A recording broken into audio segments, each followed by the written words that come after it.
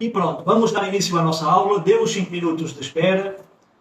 Eu vou ler, como fiz nas aulas anteriores, eu vou ler aqui umas mensagens trazidas pelos Espíritos e depois eu vou comentar, elaborar um pouco e também trazer mais alguns esclarecimentos acerca disso. Eu relembro que o assunto é a Nova Era e vamos ler uma mensagem de Fenelon, do Espírito Fenelon, que foi ditada em Poitiers, em França, em 1861. Um dia, Deus, em sua caridade inesgotável, permitiu ao homem ver a verdade varar as trevas. Este dia foi a chegada do Cristo. Depois da luz viva, as trevas voltaram. O mundo, entre alternativas do conhecimento da verdade e obscuridade da ignorância, perdeu-se novamente. Então, tal como os profetas do Antigo Testamento, os Espíritos se puseram a falar e a vos advertir. O mundo está abalado em suas bases. O trovão provocará estrondo. Sede firmes. O Espiritismo é de ordem divina, visto que repousa nas próprias leis da natureza, e acreditai que tudo o que é de origem divina tem um objetivo grande e útil. Vosso mundo se perdia, a ciência desenvolvendo-se à custa dos valores de ordem moral. Estava-vos conduzindo ao bem-estar material em proveito do espírito das trevas. Vós o sabeis, cristãos, o coração e o amor devem andar unidos à ciência. O reino do Cristo, infelizmente, após 18 séculos, e apesar do sangue de tantos mártires, ainda não chegou. Cristãos, voltai ao Mestre que vos quer salvar. Tudo é fácil para aquele que crê e ama. O amor o enche de uma alegria indescritível. Sim, meus filhos, o mundo está abalado. Os bons espíritos vos dizem sempre, curvai-vos sobre o sopro que anuncia a tempestade, a fim de não serdes derrubados. Isto é, preparai-vos e não vos assemelheis às virgens loucas que foram apanhadas desprevenidas à chegada do esposo. A revolução que se prepara é mais moral do que material. Os espíritos, mensageiros do Senhor, inspiram a fé para que todos vós, companheiros da doutrina, iluminados e ardentes, façais ouvir a voz humilde. Sois o grão de areia. Mas sem grãos de areia não haveria montanhas. Portanto, que estas palavras, somos pequenos, não tenham mais sentido para vós. Cada um tem sua missão, cada um tem seu trabalho. A formiga não constrói seu formigueiro e os animaizinhos insignificantes não erguem continentes. A nova cruzada começou. Apóstolos da paz universal e não da guerra. São Bernardos modernos. Olhai e andai para a frente. A lei dos mundos é a lei do progresso. Esta mensagem, trazida por Fenelon, fala bem um pouco do passado da humanidade e também das coisas que estão por vir, ou que já estão acontecendo, agora no nosso século XXI. Eu tenho que recordar que estas mensagens foram faladas no século XVIII. Tá? E que muitas destas mensagens aludem ao nosso tempo de agora, ao passado da humanidade e ao nosso tempo de agora. Fenelon fala que a luz do Cristo foi por misericórdia de Deus, que chegou até nós. Para quê? Para que o ser humano não se perca na ignorância, não se perca na escuridão, não se perca no vício, não se perca sem ter as respostas de qual a sua essência, de onde é que ele vem, para onde é que ele vai, qual é que é a missão que tem que cumprir aqui na Terra, qual é que é o seu passado, qual é que é o seu valor, o seu potencial dentro da criação, para que não se perca em si mesmo, não se perca na escuridão e em todos os tipos de dores e sofrimentos que vêm daí. Por isso que Jesus disse, procurai a verdade e a verdade vos será revelada. É muito importante que façamos um esforço para procurar o que é verdade e para que não vivamos uma vida de mentiras, de falsidades e de coisas que só nos vai adoecer, seja mentalmente, seja fisicamente. Um dos maiores sacrifícios de Jesus Cristo não foi propriamente aquele momento da cruz, aquele momento da crucificação, mas sim a descida vibratória, o potencial de energia que ele teve que descer até conseguir encarnar num corpo humano. Para vocês terem uma ideia de como isso foi possível, imaginem a energia do Sol, uma energia que irradia para todo o nosso sistema solar e mais além, não é? Agora pensem comprimir essa energia dentro de um pote de barro. Esse pote de barro, por analogia, podemos comparar ao corpo humano. Foi a mesma coisa que o ser, a entidade conhecida como Sananda, e que nós conhecemos como Jesus Cristo, teve que fazer. O potencial de energia dele era como se fosse um sol. Ele teve que contrair, diminuir a sua energia. Esse período levou durante mais ou menos 1000 anos, segundo os guias e mentores, segundo também o espírito Ramatiz, para poder ter condições de encarnar num corpo humano, como eu estou aqui, como vocês estão aí. Imaginem o esforço que é viver na energia pura, na energia da própria criação, no prana, e ter que descer até ao nosso planeta, até à terceira dimensão, e sentir todo o tipo de vibrações da humanidade, viciosa, inferior, com muitas energias até satanizadas, digamos assim. Imaginem como isso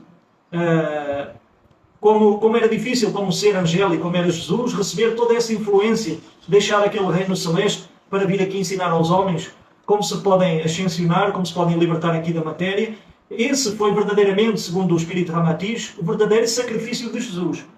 Não tirando o valor do sacrifício na cruz, porque fazia parte da sua missão, mas esse foi um verdadeiro sacrifício, deixar o reino celeste para nos ensinar o caminho que nos vai libertar da nossa própria inferioridade, dos vícios, da nossa própria ignorância, para que também nós possamos desfrutar desse reino celeste.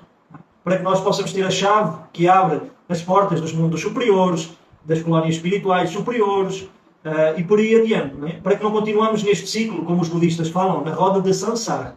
Que é o ciclo vicioso das reencarnações. Vai reencarnando, vai cometendo faltas, vai gerando karma negativo e continua sem ascensionar ao longo dos séculos, vida após vida, no sofrimento, na dor, repetindo lições e não ascensionando. Então é muito importante. Jesus veio para essa tarefa, para que nós saiamos do sofrimento, dessa dor, aprendamos as lições e que utilizemos no nosso dia a dia. Então esse foi o maior sacrifício que ele realizou. Imaginem quanto possa ser difícil para um ser sair do reino angélico e poder encarnar num corpo humano. Para nós é muito mais fácil porque nós já temos sintonia, afinidade com a terceira dimensão, mesmo quando nós desencarnamos estamos ali no plano astral, muitas vezes até próximo do plano etérico, do plano físico, então temos uma certa afinidade, para nós até é muito mais fácil poder reencarnar, não sentimos essas vibrações, essas energias, como um ser como Jesus e outros mestres ascensionados vieram ao longo da história e encarnaram aqui. Posso falar de outros mestres ascensionados, como Buda, Confúcio, Francisco de Assis, o filósofo Sócrates, só para dar um exemplo, tem muito mais outros e tem nomes até desconhecidos da nossa humanidade atualmente. Vieram em períodos, há milénios atrás, muito recuados, também ensinar a lei de Deus, para que nós não nos percamos na ignorância, não estejamos neste ciclo de repetição do sofrimento, sem saber qual é que é o objetivo e o destino a qual nós devemos alcançar. E Jesus encarnou ali no período romano, um período onde havia bastante violência. A gente sabe que os romanos gostavam de assistir, falando de maneira geral, gostavam de assistir as pessoas a combaterem dentro das arenas, dentro do Coliseu. Isso era espalhado um pouco por todo o Império Romano. Esses jogos em que se lançavam os homens contra as feras, contra os leões, e muitos mártires cristãos foram lançados às feras só porque seguiam Jesus e deram ali o testemunho da sua fé para despertar as pessoas, e muitos deles sacrificaram-se sem sentir medo. Isto é algo que o ser humano atual precisa de se libertar, do medo da morte. A morte, como as pessoas entendem, eu já falei isso noutros vídeos, eu não vou aprofundar tanto para não repetir, a morte, como as pessoas entendem, não existe. Jesus sempre falou do reino dos céus, e que nós estamos aqui só de passagem. Isto aqui é só uma passagem. Existem outras dimensões, existe o plano etérico, o plano astral, ou a dimensão mental, a dimensão búdica, e mais adiante até a dimensão átmica. Essas dimensões têm vida, têm leis próprias. Por exemplo, na dimensão astral existe tudo o que existe aqui na dimensão material. Tá? Aliás, esta dimensão material da terceira dimensão física, no qual nós estamos encarnados, é apenas um espelho imperfeito da dimensão astral. Tá? E então, podemos ver que tudo o que tem aqui existe no plano espiritual, na dimensão astral. E então existia toda essa violência no período romano. O cristianismo teve muitas lutas para ser aceito até mesmo pelo próprio Império Romano. Levou alguns séculos, só no século IV é que foi aceito como religião oficial do Império Romano. Até chegar a esse período, os cristãos foram muito perseguidos, uns foram queimados nas fogueiras, outros foram para as arenas, e muitos deram ali mesmo o seu testemunho de fé, porque aquele momento da morte não foi o fim, mas foi o momento em que se libertaram-se do cativeiro da matéria física. Isto para muita gente ainda é difícil de entender, porque se apegam com toda a força à matéria física e ao corpo.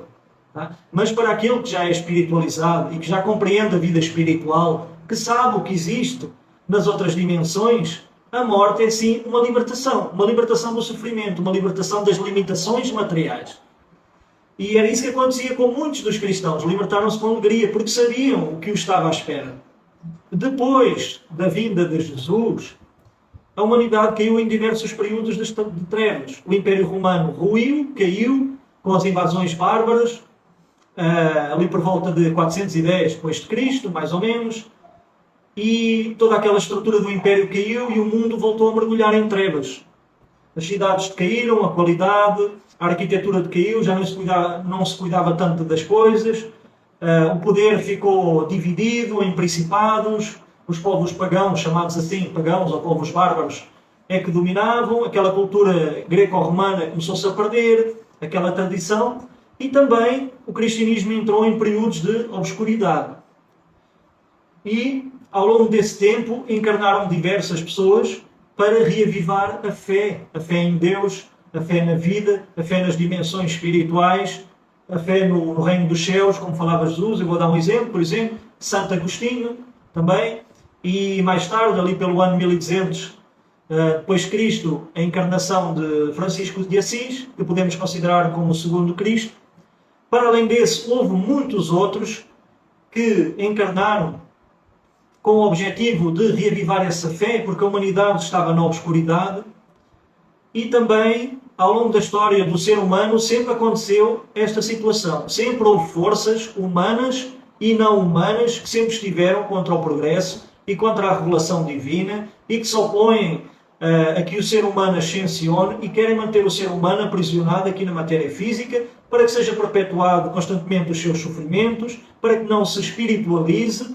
E eles, ao longo da história, muitas vezes tomaram conta até das próprias instituições religiosas. Temos 2 exemplos dessa situação dentro da Igreja Católica, com a instituição da Inquisição e também com as Guerras Santas, ou a Guerra das Cruzadas, em que foram libertar Jerusalém, onde se gerou todo um tipo de violência, perseguição, se perseguia as pessoas, se queimava, se acusava sem provas, e se fazia todo o tipo de coisas que são contrárias ao Evangelho e àquilo que Jesus ensinou. São esses espíritos que são contrários à mensagem do Evangelho, que encarnaram aqui para fazer as pessoas perder a esperança, para fazer mergulhar o mundo em trevas, na ignorância, e para que as pessoas não ascendessem. Esses seres, sejam humanos ou não humanos, à frente das instituições religiosas ou espirituais, ainda hoje no século XXI, continuam a fazer esse trabalho para que a luz do Evangelho não se espalhe, para que as pessoas não tenham esclarecimento e para que não se espiritualizem e para que não ascensionem. O método de Deus baseia-se na manipulação mental. Deixar as pessoas na ignorância quanto à sua natureza divina para poderem dominar, explorar, manipular, explorar as energias da humanidade, vampirizar as energias e colocar a humanidade no medo. Principalmente fazer com que a humanidade viva no medo, divulgando notícias de todo o tipo de violência nos jornais, de guerras, de epidemias, de doenças que se criam em laboratório, para que o humano viva nesse baixo padrão de medo, porque quem tem medo paralisa as forças da alma. É muito importante que se libertem de todo o tipo de medo dessas manipulações, para que a vossa alma não fique paralisada. A alma que fica paralisada não evolui, não faz progresso. Então é preciso confiança total em Deus e deixar de lado o medo da morte, o medo das guerras, o medo das epidemias, das doenças, o medo da pobreza e tudo o que possa baixar a nossa vibração. Quem está por trás dessas coisas são todos esses seres que sempre atuaram ao longo do passado da humanidade e continuam fazendo esse trabalho. É a oposição às forças da luz que querem que o ser humano ascensione e se espiritualize e alcance um estado de maior felicidade. Ninguém veio aqui para ser escravo nem para sofrer. Então, é muito importante guardar esse ensinamento. Ninguém reencarnou aqui para sofrer nem ser escravo. A humanidade saiu um pouco do tempo das trevas quando chegamos ali por volta de finais de 1400, princípios de 1500, começou a época do Renascentismo, onde a velha cultura grega romana começou a ser recuperada, a arte cresceu, apareceu nas ciências Galileu Galilei, apareceu nas artes Leonardo da Vinci, Michelangelo, todos esses personagens, e muitos outros que vieram trazer revoluções mesmo no campo da ciência, das artes, da arquitetura, trazer todas aquelas obras lindíssimas que nós conhecemos, aqueles quadros, aquelas pinturas, aqueles monumentos muito belos, onde nós podemos ver ainda hoje Itália é um dos países mais representativos dessa cultura do renascentismo. Aí já era o espírito das trevas a ser eliminado ou a ser colocado para baixo com a ascensão das ciências, das filosofias, da arte, do teatro, da música, o desenvolvimento da música clássica também apareceu nessa época. Então vemos uma emancipação da humanidade, um crescimento, uma saída daquele período negativo e obscuro que era conhecido como era feudal, né? Ou a Europa medieval, como muitos conhecem. E Esses missionários, como eu falei, sempre apareceram em diversas partes do mundo, trazendo a mensagem de Deus, reavivando a mensagem de Jesus, do Evangelho, até que apareceu no século XIX, ali no meio do século XIX, vamos a falar de 1850, 1840, apareceu a doutrina espírita, que também é a terceira revelação de Deus, como eu já falei nas aulas anteriores, e que agora já não é só um missionário que vem falar e ensinar, mas é a voz do Espírito, através de médiuns em todo o mundo, através da mediunidade, essa capacidade de comunicação entre o mundo físico e os mundos espirituais, digamos assim, e as dimensões espirituais. Eles vieram trazer todo um conjunto de mensagens, vieram trazer toda uma doutrina para lembrar ao homem, para lembrar à humanidade do seu destino glorioso, do destino que o espera, e também de qual é que é a sua essência, para onde é que ele vai, o que é que está aqui a fazer, para reavivar a fé e para fazer com que as pessoas desenvolvam o amor, a caridade e a humildade, que é a chave que abre as portas desses mundos superiores, dessas colónias espirituais superiores, onde não existem as misérias que existem aqui no nosso planeta, na terceira dimensão. E então é a voz dos espíritos que chegam até nós, de todos os lados. E eu quero esclarecer aqui uma coisa, não é só a doutrina espírita. Eu estou baseando o meu ensinamento, este curso no Evangelho, através da obra O Evangelho segundo o Espiritismo. Para além do Espiritismo, apareceram outras doutrinas espiritualistas. São um pouco diferentes, mas na essência os ensinamentos são iguais. É fazer com que as pessoas ascensionem, conheçam a sua natureza espiritual e conheçam que existem outras dimensões da vida e que não estão aqui só para comer, se reproduzir e trabalhar e para pagar contas. Somos muito mais que isso. Então existe todo um trabalho da espiritualidade para trazer essa revelação até nós. Esse trabalho continua, saem diversas obras, diversos ensinamentos trazidos pelos Espíritos. Cada vez as mensagens vêm mais aperfeiçoadas, com novas revelações sobre os processos que está a acontecer no nosso mundo. E essa mensagem vem cada vez mais ser desenvolvida. Para quê? Exatamente para que saímos desse período de escuridão, porque estamos a entrar no planeta de regeneração, estamos a deixar o planeta de provas e expiações, que é a evolução através de provas e de sofrimentos. Já não há mais necessidade de evoluir nessa metodologia, se quisermos dizer assim. Pronto, as mensagens têm vindo cada vez mais aperfeiçoadas para que nós nos consigamos adaptar à energia da quinta dimensão. Essa energia onde a vibração é maior, tudo o que for negativo em nós vem ao de cima e vai ser transmutado, deve ser transmutado se nós queremos nos adaptar às energias do novo planeta de regeneração. Muito do sofrimento que ainda vem acontecendo vai acabar, todas essas manipulações, seja através dos mídias, seja através da criação de doenças e mais outras coisas aí, sobre esconder conhecimento. Todo o conhecimento agora, tudo o que está oculto vem ao de cima e todas as pessoas vão ter a oportunidade de assistir e de ver, conhecer a história do passado da humanidade, que eu vos posso garantir que 85% a 90% do que falam para nós e o que é ensinado nas escolas, nas universidades e nos livros é completamente mentira. A maior parte do que nos contam sobre o passado da humanidade e sobre a nossa origem é mentira. Tem muitas coisas dentro daquelas pirâmides ao redor do mundo e muitas coisas que foram encontradas que falam sobre o passado da humanidade e que não têm nada a ver com o que nos querem fazer acreditar. Para quê? Para que, mais uma vez, o homem continue na ignorância e não saia, não consiga evoluir no seu estado de inferioridade espiritual. E quando eu falo do passado da humanidade, tem muita tecnologia escondida, muita experiências e muita coisa escondida acerca dos milénios passados, até mesmo o período anterior ao que é conhecido como dilúvio bíblico. Está escondido e está muita coisa guardada nas pirâmides, em bases secretas, e que também aos poucos tem sido revelado, porque a própria energia do nosso planeta já não há mais nada que vai ficar escondido, tudo vai vir à tona e as pessoas vão ter a oportunidade de conhecer todas as coisas. Eu vou ler aqui mais um texto, também a continuação da Nova Era. Este texto é da autoria de um espírito, chama-se Erasto, discípulo de São Paulo. São Paulo era conhecido como Saúl, aquele que perseguia os cristãos. Começo da mensagem. Santo Agostinho é um dos maiores divulgadores do espiritismo. Ele se manifesta em quase todos os lugares. Encontramos a razão disso na vida deste grande filósofo cristão. Ele pertence a essa vigorosa falange dos pais da Igreja, aos quais a cristandade deve suas mais sólidas bases. Como muitos, foi arrancado do paganismo, melhor dizendo, da incredulidade mais profunda, pelo clarão da verdade, quando em meio aos seus excessos sentiu em sua alma a vibração estranha que o chamava para si mesmo e o fez compreender que a felicidade estava em outros lugares e não nos prazeres materiais e passageiros. Quando, enfim, na sua estrada de Damasco, também escutou a santa voz, clamando: Saul, Saul, por que me persegues? Exclamou: meu Deus, perdoa-me, eu acredito, sou cristão. Depois disso, tornou-se um dos mais firmes sustentáculos do Evangelho. Podem-se ler nas confissões notáveis que nos deixou esse eminente espírito palavras ao mesmo tempo características e proféticas que pronunciou após o desencarne de sua mãe, Santa Mónica.